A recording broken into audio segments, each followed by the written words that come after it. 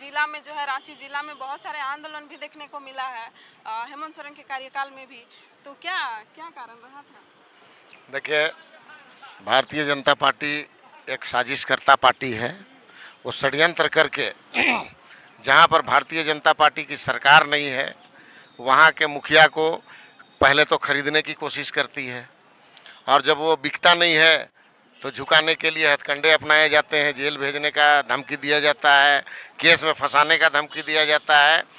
तो इस तरह से हमारे मुखिया भी जो हैं वो माननीय हेमंत सोरेन जी, उनको भी वही प्रताड़ना दी गई, लोभ लालच दिया गया, लेकिन वो झुके नहीं।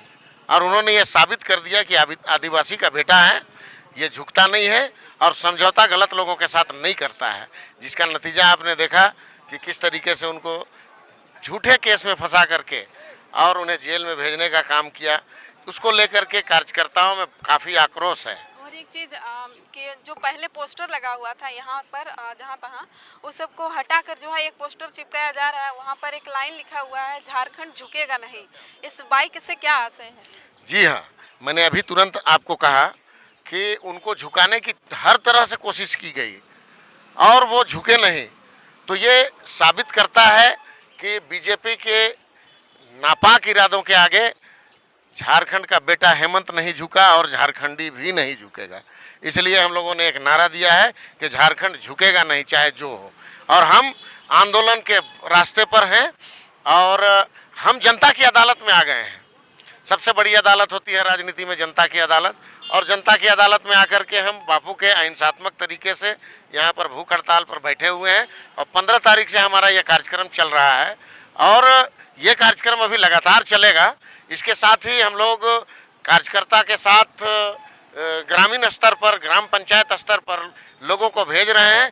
वो यही सब बातों को, भारतीय जनता पार्टी के कुकृतियों को, कुकर्मों को बताने का काम कर रहे हैं। और हेमंत सोरेन ने जो 4 साल तक यहाँ की जनता के लिए जनोपयोगी कार्य किए और जनता के अंतिम पदान तक पहुँचने की कोशिश की, उनको इंदिरा आवास के जगह में अबुआ आवास दिया, उनको सखी सहेलियों को 809 करोड़ रुपया का सहायता राशि दिया, इस तरह से किसानों को क्रेडिट कार्ड दिया, छात्रों को छात्रवृत्ति में बढ़ोतरी की, विदेशों में पढ़ने का रास्ता बनाया।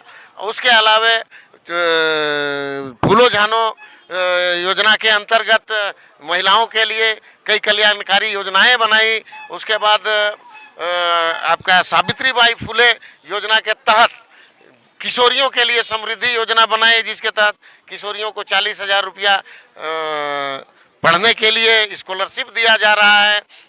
ऐसा कार्यक्रम किया। उसके अलावा झारखंड की अस्मिता के सवाल पर 1932 का खतियान लागू करके विधानसभा से पारित कराया।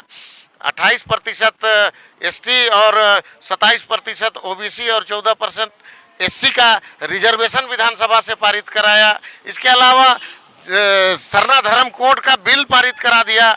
इसके अलावा सीए एनआरसी का जो मामला को लेकर के मुस्लिम और अल्पसंख्यक समुदाय आंदोलित थे, उसको विधानसभा से पारित करा दिया कि यहाँ पर सीए और एनआरसी नहीं होगा। तो इस तरह से जनोपयोगी कार्यक्रम चला है। कोरोना काल में किसी को भूखों मरने नहीं दिया।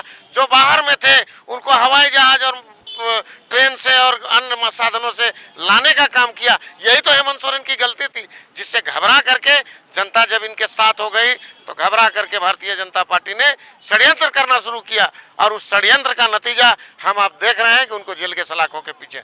तो जेल का फाटक तो एक दिन टूटेगा और हेमंत सोरेन छूटेगा, और उस हेमंत सोरेन की शक्ति दुगनी नहीं चौगुनी होगी। और आने वाले दिनों में विधानसभा का चुनाव हो या लोकसभा का चुनाव हो, भारतीय जनता पार्टी के नापाक विरोधों को सुपड़ा साफ होगा, उनका भी सुपड़ा साफ होगा। तो उसको ईडी ने किया था, और ईडी तो एक स्वतंत्र पार्टी मतलब एजेंसी है। स्वतंत्र एजेंसी है, लेकिन भारतीय जनता पार्टी के केंद्र शासित राज्य का वो एजेंसी है, सरकारी एजेंसी है, लेकिन शासित होती है केंद्र के सरकार के द्वारा। और केंद्र के सरकार की जो भी संस्था हो गई है और जैसा चाह रहे हैं वैसा ही कर रहे हैं। आप हमें बता दीजिए कि सीएनटी एक्ट जानती हैं आप? सीएनटी एक्ट में है भूइंहरी जमीन का खरीद बिक्री नहीं हो सकता है। तो हेमंत सोरेन कहाँ खरीदे? है कोई सबूत आपके? आपने पत्रकारिता में अभी वैसे सबूत होगा कोर्ट के पास तब ना उसको भेज दिया। अच्छा, कोर्ट के पास अगर होगा तो सब कुछ चेटिंग निकल जा रहा है उनका किया हुआ, और भी बहुत सारा चीज निकल जा रहा है, तो वो सबूत कहाँ घुस गया है, किस बिल में घुसा हुआ है कि नहीं निकल रहा है। और जब भुइयारी जमीन है, नहीं खरीद सकते हैं, तो इनको गिरफ्तार करने का साजिश किया गया। गिरफ्तार कैसे?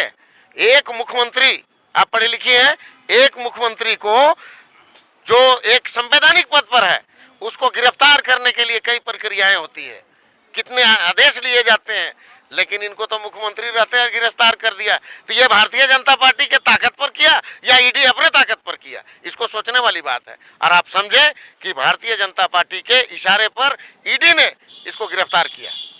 तो इसलिए मैं कहता हूं, या हम कह रहे हैं कि ये ईडी जो है, भारतीय ईडी ही नहीं, सीबीआई, इनकम टैक्स, जितनी भी संस्थाएं हैं, चुनाव आयोग का आपने आज नया एक अखबार में देखा होगा कि किस तरह से चंडीगढ़ में मेयर का चुनाव में घपला किया था, जिसको सुप्रीम कोर्ट ने खारिज कर दिया, और आज आप पार्टी का फिर से मेयर बन गया।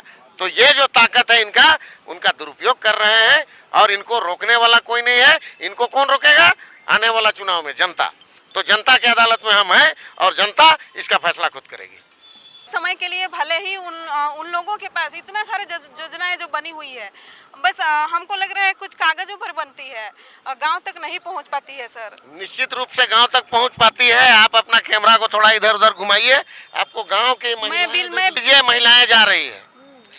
ये योजना सामने, मुख्यमंत्री ग्राम गाड़ी योजना के सामने देख लीजिए, गाड़ी लगा हुआ है। तो ये हेमंत जी का अबुआ आवास के सारे लोग देखिए हाथ में लेकर के, सबको अबुआ आवास मिला है।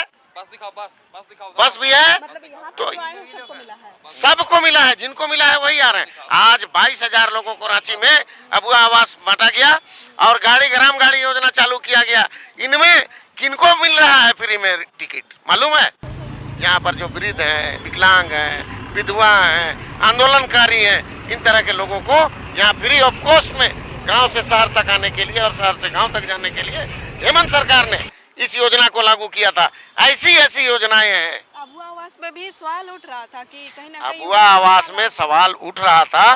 देखिए, घोटाला कहाँ नहीं है, सुनिए ना, आप अगर शायद 35 गो है, तो एक पंचायत में क्या 35 ही घर है।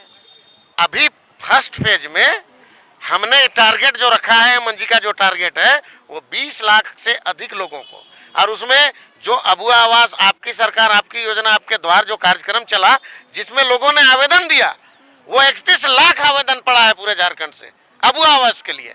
उसमें से स्क्रूटनी होकर के 29 लाख लोगों को चयनित किया है। उसमें से कुछ को फर्स्ट फेज में दिया जा रहा है। सबको सरकार तो, केंद्र सरकार तो हमारा 1,30,000 करोड़ रुपया दबा के बैठी हुई है। अगर वो दे देती तो सबको अबुआ आवास भी 30 लाख को हम लोग दे देते। लेकिन वो केंद्र सरकार जो यहाँ का दोहन भी कर रही है, शोषण भी कर रही है, और राज भी करना चाहती है।